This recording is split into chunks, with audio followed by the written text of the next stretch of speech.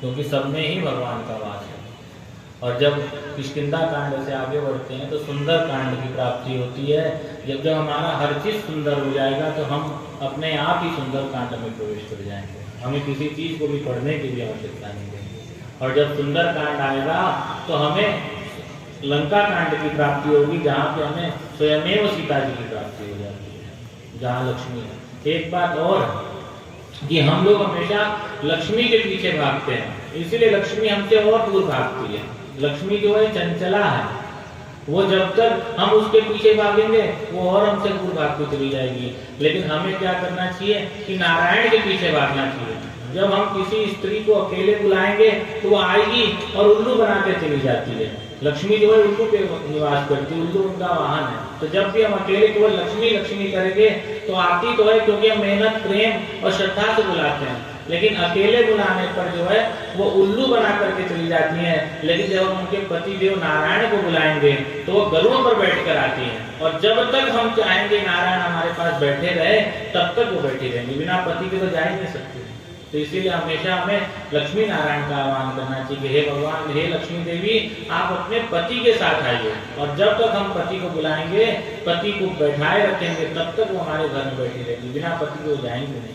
इसलिए हमेशा हमेशा हमेशा सदा सर्वदा भगवान विष्णु की आराधना करना चाहिए, जिससे लक्ष्मी अपने आप आ जाती है। और उसके बाद उत्तर कांड है जिसमें राज्याभिषेक है, और इसमें सीता राम के सहित सीता का वर्णन है।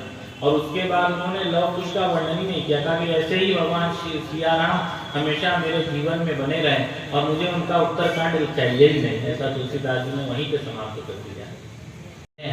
और मंत्रणा कर रहे हैं कि अब हमें क्या करना चाहिए। अपने विशिष्ट मंत्रियों के द्वारा मंत्रणा करते हैं कि अब मुझे क्या करना चाहिए। तब जाम्बवान और सुग्रीव विभीषण आदि कहते हैं कि एक बार और हम लोगों को अंगद जी को दूत के रूप में भेजना चाहिए, क्योंकि अभी तक रावण समझा नहीं है कि करना क्या है। तो शायद एक बार और भेजने से, शांति प्रस्ताव रखने से शायद वो मान जाए और सीता को वापस कर दे। ऐसा विचार करके अंगद को भेजने की सलाह दी जाती है। तो भगवान कहते हैं जैसा आप लोग सोच रहे हैं सही सोच रहे हैं, और अंगद को बोलते हैं कि हे अंगद, और तुम जाओ और रावण को जो उचित हो वो कहो, और उस जिससे कि वो सीता को वापस कर दे और इतना विशाल युद्ध ना हो। अंगद जी जाते हैं और भगवान से कहते हैं कि मैं जाऊंगा, और वो निकलते हैं और रास्ते में ही उनको रावण का पुत्र दिखता है, और वो उनको देखते ही उनके ऊपर झपट्टा मारता है कि अभी मैं इनको मार दूंगा। लेकिन अंगद बहुत ही तेजी में थे और उन्होंने उसी समय एक हाथ मारा और वो वहीं पे ही मृत्यु को प्राप्त हो गया। तब सभी जो लंकावासी हैं वो डर जाते हैं कि ये तो दूसरा मानव उससे तेज आ गया, और उनको रास्ता बताते हैं कि उधर महल का रास्ता, उधर महल का रास्ता है। वो महल में पहुंचते हैं और वहां रावण आता है। रावण पूछता है कि तुम कौन हो जो तुम इतना परेशान कर रहे हो। तो कहते हैं कि मैं राम का दूत हूँ और मैं तुम्हारे लिए आया हूँ, तुम्हें सद्बुद्धि देने के लिए आया हूँ कि तुम सीता को वापस कर दो, क्योंकि यदि तुम सीता को वापस कर दोगे तो ये विशाल युद्ध नहीं होगा, और तुम इतने बड़े पराक्रमी हो। तुम्हारे पिता, उनके पिता के गौरव को बताते हुए बता रहे, तुम्हारे पिता पराक्रमी थे, तुम पराक्रमी हो, और तुम्हारे ऊपर भगवान ब्रह्मा ने प्रसन्न होकर इतना वरदान दिया है, तुम बहुत अच्छे हो, तुम क्यों इस दुष्कर्म को कर रहे हो। किसी दूसरे की पत्नी को लाना ये अच्छी बात नहीं है, तुम उसको छोड़ दो। तो पूछता है कि तुम कौन हो, तुम बताओ। तो बोलते हैं कि मैं तुम्हारे मित्र का पुत्र हूँ। तो क्या ऐसा कौन सा मित्र हो गया जो मुझे ज्ञान देने आया है। तो कहते हैं मैं बाली का पुत्र हूँ। तो पूछता है बाली कहाँ है, मैं बाली से मिलना चाहता हूँ। तो बोलता है कि अगर तुम मेरी बात नहीं मानोगे तो कुछ ही क्षणों में तुम्हें बाली से तुम्हारी मुलाकात हो जाएगी, कुछ ही दिनों बाद तुम बाली से मिल लोगे। तो वो सोचता है कि क्या बोल रहा है। तब वो कहता है कि तुम सीता को वापस कर दो, सीता तुम्हारे काल बन के तुम उसको उठा कर ले आए। वो जगत जननी जगदम्बा है, वो नहीं मानता है। तो वो बहुत तेजी से अपना पैर पटकते हैं, जिससे उस पूरे क्षेत्र में थोड़े देर के लिए भूकंप आ जाता है, और इससे जो है रावण का जो सिंहासन है वो हिल जाता है, और उसके जो उसका दशानन है वो 10 मुकुट पहना हुआ है, तो उसके कुछ मुकुट को अपने पकड़ लेता है, लेकिन 4 मुकुट गिर जाते हैं, जिसको अंगद जी जो है उठा करके फेंक देते हैं राम जी की तरफ। क्योंकि वो रंगशाला ऐसे ही है, खुला मैदान है, तो ऊपर हवा में फेंक देते हैं, जिससे वो राम जी की तरफ जाके पहुंच जाती है। वहां सब आए तो राम जी कहते हैं ये अंगद जी ने भेजा है, ये शायद वहां पे वो मंत्रणा कर रहे हैं, ये रावण का मुकुट मुझे प्रतीत होता है। विभीषण जी उसका अनुमोदन लिया था, और तुम कौन से रावण हो? तो कहता है सारा रावण मैं ही हूं, लेकिन वो सब तो बीती बात है, अभी नई बात तो ये है कि मैंने अभी कैलाश पर्वत उठाया है और मैंने बहुत तपस्या की है, तुम क्या जानते हो? तो कहते हैं अंगद जी कि गधा सबसे ज्यादा मेहनत करता है और मैं वो तपस्वी हो गई कि गधा तपस्वी हो गया। तुम अपनी बड़ी बड़ी बातों से मुझे मत समझाओ, और तुम्हारा भला इसी में है कि तुम सीता को जो है वापस कर दो, अन्यथा तुम्हारा पूरा वंश नाश हो जाएगा। तो वो समझता नहीं है, फिर वो बहुत तेजी से अपना पैर पटकते हैं और कहते हैं कि यदि तुम्हारे अंदर बल है तो मेरे पैर को हटा कर दिखा दो, मैं शपथ लेता हूँ भगवान राम की कि यदि तुम्हारे पूरे योद्धा में से कोई भी मेरा पैर हटा दिया तो मैं सीता को यहीं छोड़वा दूंगा राम से, और वो पूरी सेना लेके वापस चले जाएंगे, सीता को भी नहीं लेते। तो रावण को लगता है कि ये बहुत बड़ी बात है, वो अपने सभी योद्धाओं से कहता है कि हाँ इसके पैर को हटाए। तो सभी योद्धा आते हैं, लेकिन कोई भगवान अंगद के जो है पैर को हटा नहीं पाते। फिर रावण स्वयं आता है। रावण जब आता है तो वह जब पैर पकड़ने लगता है तो अंगद अपना पैर हटा लेते हैं कि ये पैर जो है तुम भगवान के पकड़ोगे तो तुम्हारी मुक्ति हो जाएगी, मेरे पैर पकड़ने से तुम्हारी मुक्ति नहीं है। और वो वहां से चले जाते हैं। फिर आकर के राम जी को पूरी बात बतलाते हैं और कहते हैं कि वो मानेगा नहीं, युद्ध करना ही हमारा परम धर्म है और हमें युद्ध ही करना चाहिए। आप क्यों नहीं इस युद्ध को छोड़ देते हैं, क्यों नहीं आप सीता को वापस कर देते हैं? रावण उसको कहता है कि मैं इतना बलशाली हूं, मैं किसी सेना के भरोसे उससे युद्ध नहीं कर रहा हूं, मेरा बल ही इतना ज्यादा है कि मैं अपने बल से ही सब कुछ खत्म कर दूंगा, तुम चिंता मत करो। फिर प्रहस्त नाम का पुत्र आता है रावण का, वो कहता है कि हे पिताजी आपको जो है समझौता कर लेना चाहिए, राम बहुत बलवान है और उन्होंने पूरी लंका को घेर के रख लिया है, आप समझौता कर लीजिए। वो मानता नहीं है तो प्रहस्त वापस चला जाता है। कहता है कि आपके जो बाकी सेनाएं हैं, बाकी जो मंत्रीगण है वो चापलूस लोग हैं। वो कहते हैं, वो अपने मंत्रियों से पूछता है रावण कि क्या हम विजय प्राप्त कर लेंगे? तो वो कहते हैं हाँ हम विजय प्राप्त कर लेंगे।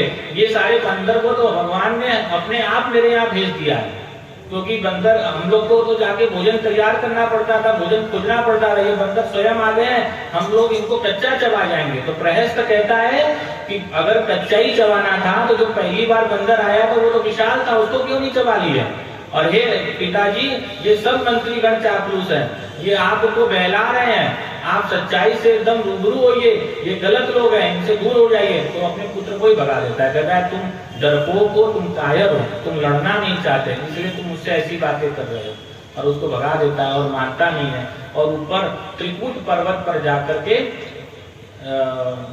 अप्सराओं और नृत्यांगनाओं का नृत्य देखने लगता है। भगवान यहाँ सुबेर पर्वत पर बैठे हैं और मंत्रियों से चर्चा कर रहे हैं। उसी समय उनको उनके मन की बात जानने के लिए, भगवान को मन की बात जानने के लिए कोई विशिष्ट चीज की आवश्यकता नहीं होती, लेकिन तब भी सबको दिखाने के लिए कि लोग कैसे मन की बात जान सकते हैं, ऐसा विचार करके वो चंद्रमा को देखते हैं।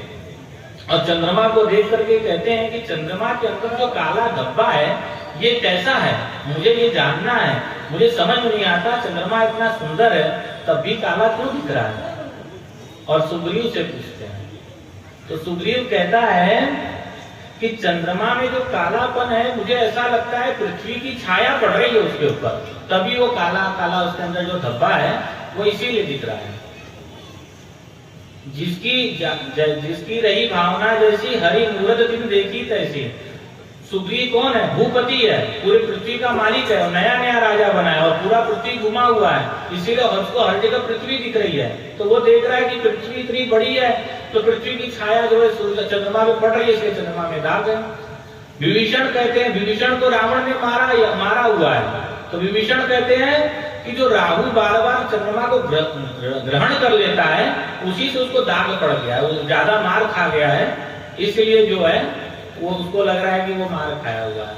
इसको इस तरीके से और समझा जाए कि जो जैसी स्थिति में रहता है वो वैसी स्थिति में सबको समझता है। एक व्यक्ति था, वो अपना जब तक इस 50 रुपए की वसूली ना हो जाए तब तक मैं बाल नहीं बनवाऊंगा, तो 1 महीना बाल नहीं बनवाया। उसको एक सरदार जी मिल गए, वो कभी बाल ही नहीं बनवाते थे, तो उससे पूछे क्या तुम्हारा 400-500 रुपया खो गया है क्या?